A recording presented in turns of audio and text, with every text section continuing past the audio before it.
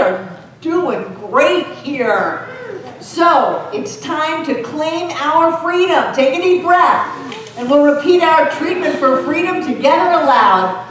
I speak my word for myself, my center, and all its members and friends.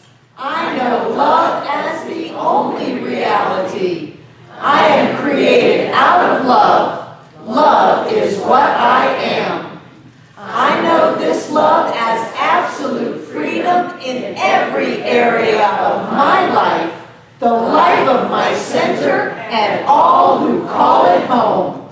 I know our center's mortgages are paid in full, and I claim for all of us financial freedom with all debts paid and cleared. I release any sense of struggle or wrongdoing. I live in an abundant universe where there is more than enough for all. We experience freedom in every moment by always having more than enough money, vibrant health, and loving relationships. We are who we have come here to be. With hearts open wide, we see the world through the eyes of love. We are blessed. We are rich, and we are free, and so it is. And our points of power. I always pay attention. I always tell the truth and tell it quickly. I always ask for what I want when I want it. I always take total responsibility for my experience. I always keep my agreements, and so it is. Thank you, thank you. How many of you have experienced your life cleaning up through the points of power and the treatment for freedom? Yes, yes. Miracles are in the making here. They are in the making. I want to talk about the law of giving and receiving today. I worked a lot this week. We did an amazing amount of work on the kids' space, and it truly is beautiful. And all through this week, I have been riding the high of Mae McCarthy. I love her. I love her clarity. I love the way that she used these teachings to create her success. She wasn't a multimillionaire and then came into these teachings. She was the 10th kid in a family. Think about it. I don't think she came in with this real abundant prosperity consciousness, but she learned how to develop it through these ideas that we are spiritual beings living in a spiritual universe governed by spiritual law, that we create our reality, that if we focus on it, if we name it, we will claim it. If we focus on it and we do that with gratitude, we will experience that in our lives.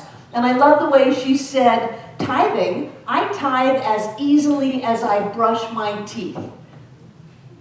10% of Mae McCarthy is quite a bit. Quite a bit. I love the story that she told, that when she started going to the Seattle Center, they came and they said, "Who are you? You are instantly the largest giver we have ever had. Who are you?" And she said, "I'm just doing what you teach. I'm just doing what you teach. If you practice this, you will experience great riches in your life. You will experience great prosperity." And remember, true prosperity includes perfect health, perfect wealth, and perfect happiness. So we're not just talking about money, but I have found money to be a vital key in my happiness. I have been poor and I have been rich, and I like being rich better. I used these teachings when I was on welfare, when I was on food stamps, when I was giving plasma twice a week in order to make my meager budget work. I use these teachings to create a life that is amazing. I have an amazing life. Look at you. You are a reflection of me. You're fantastic.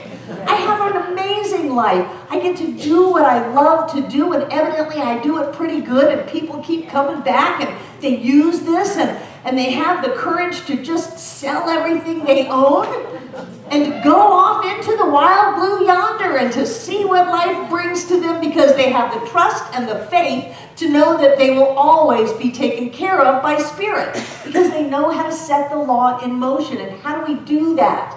We do it by giving. We give out into the world, and what we give out comes back to us. What we put out there always comes back. So if we're putting money out, we're going to get money back. If we put love out, we're going to get love back. If we put joy out, we're going to get joy back. Some people go, well, you people are just too happy. It just makes me crazy to be there. You're just so happy. Don't you know all the things that are wrong in the world? No. The world is great. The world is Spirit-informed. The world is made out of love. There's only love.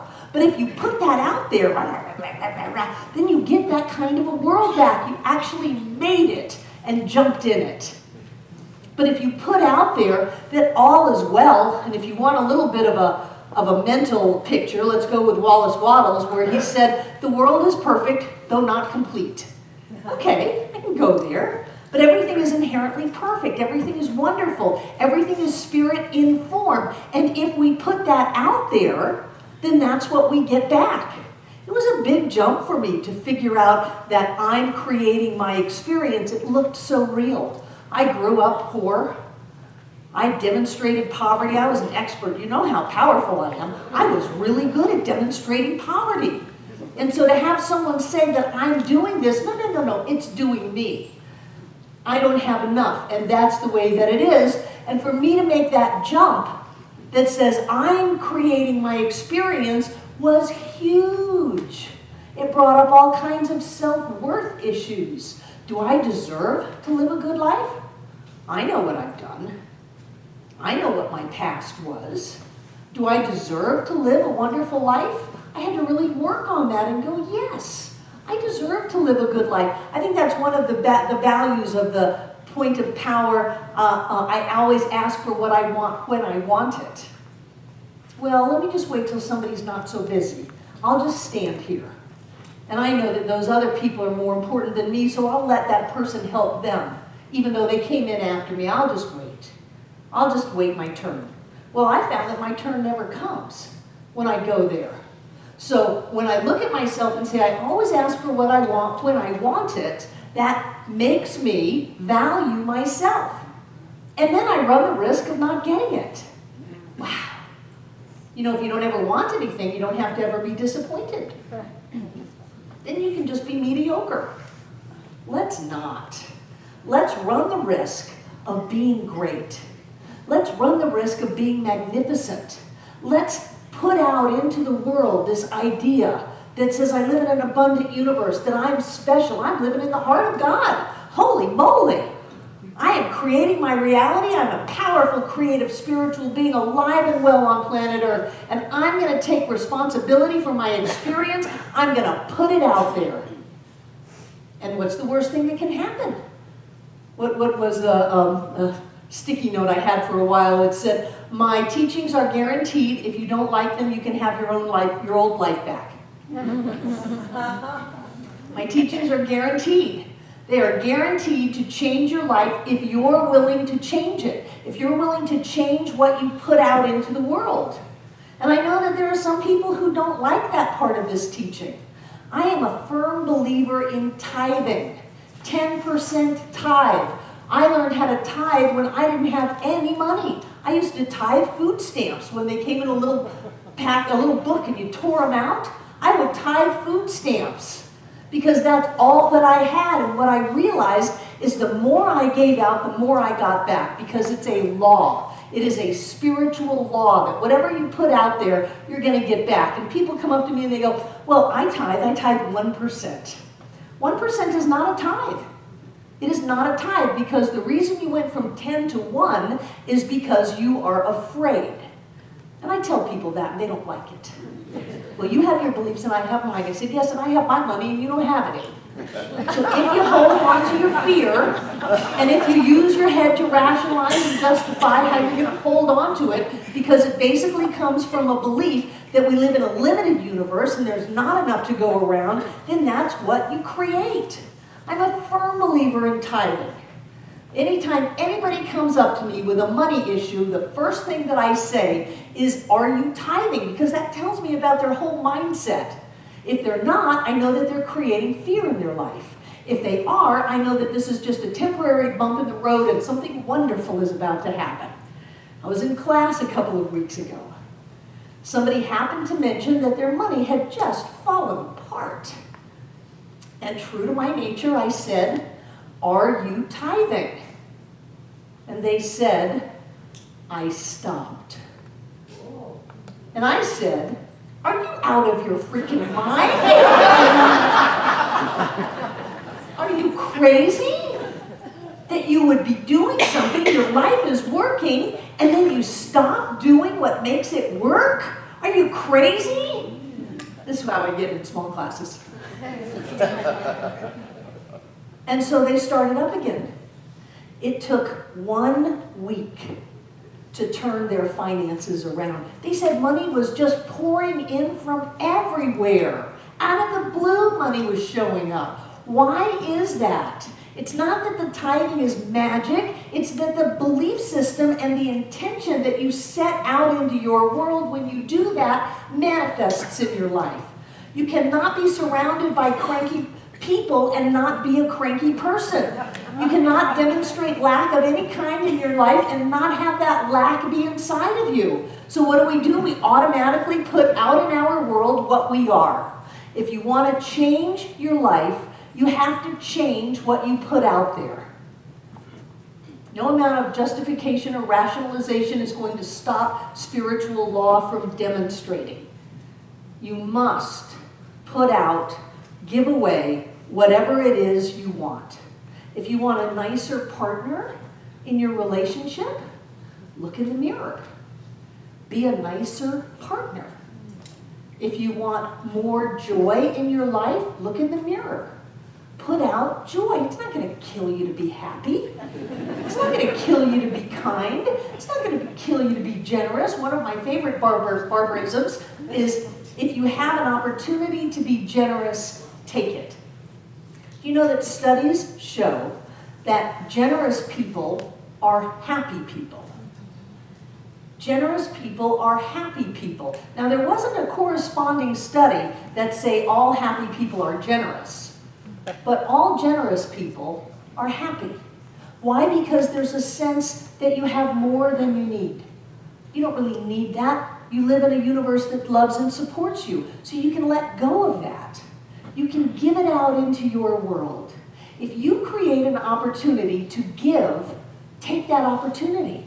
You put yourself in that position. You set the stage for that. Give it out there. Be generous. If you hold on to whatever it is you might not be wanting to let go of, then you stop the flow. If you hold on, you stop the flow. Open up. Let it go. In our giving, we create that which we receive. If we could see it, it would be so much easier, because whatever we give out, we get back. It reminds me of breathing. Everybody take a deep breath. Don't let it go. Hold on to it. Well, that will only work for about a minute. And not only that, we're sitting here nice and relaxed. You're not asking a lot of yourself in your life. Consider running a marathon. How quickly are you going to let go of that breath? Why do you let go of it? So that you can get a new one. You breathe out so that you can breathe in. You let go so that you can receive more. We give to live. We live to give. We have to, or we will not be here. We'll fall over dead as soon as we start holding on to. We hold on to our digestive tract. That's not going to work. We hold on to our blood flow. That's not going to work. We hold on to our breath. That's not going to work. We have to let it go. We have to give it out there. So you are completely in charge of what you receive by what you give. Whatever you put out there is going to come back. We have people who have learned the art of tithing so well that their motto, and there's a group in the center, their motto is, do not let the sun set on a tithe. Don't let the sun set on a tithe. So off to PayPal they go, or in they come running, because they know that the faster they give it out, the faster it comes back. One of the things that May was talking to John and me about after the workshop was the state of our movement, and how it seems like some people who are ministers and teachers don't want to broach that money subject. That we want to keep it all love and joy, but no, don't talk about money. And she's so clear on talking about money. She's so clear about having the CSO, for those of you who weren't here, is the Chief Spiritual Officer. It's just another way to wrap your head around God or spirit. She's all about forgiving. Every night before you go to bed, you've got to let everybody off the hook, especially yourself. And she's really clear that in her world, she always wins. She always makes lots of money, and she does. So we have people who want to set this law in motion as quickly as they can, because it comes back to us. And I want you to know that as your minister, as your teacher, I am completely committed to your prosperity. And if you get mad at me, I don't care. If I say things to you like, what are you, nuts? You think you're going to take all of science of mind except the money part. We're one, there's only love, oh money, papi, hum. Oh, but honey, no. You can't do it. You can't divide it up. We are whole beings. And it is my intention that every person who calls this center home, whether you're a member or not, I don't care, you're in my consciousness, you're in my space. It is my intention that you have an amazing life where your dreams come true, where you have more money than you know what to do with, where you feel fantastic about life, where you look at something and you claim it and it shows up, where you have a life that other people look at you and go, wow, that person is amazing. And to do that, we have to let go of being small. We have to let go of holding on to our fear. We have to let go of blaming people for what we think they ever did to us. They didn't do anything to us. And we have to stand clear and tall in the light and the power of who we are. We are God in form as us. We create every molecule of our experience. We bring in every person, every event, and everything that we have. We do it. We do it by what we give. If we give out that which is in alignment with who we are, we get it back. Multiplied, shaken together, pressed down, and overflowing. And so it is.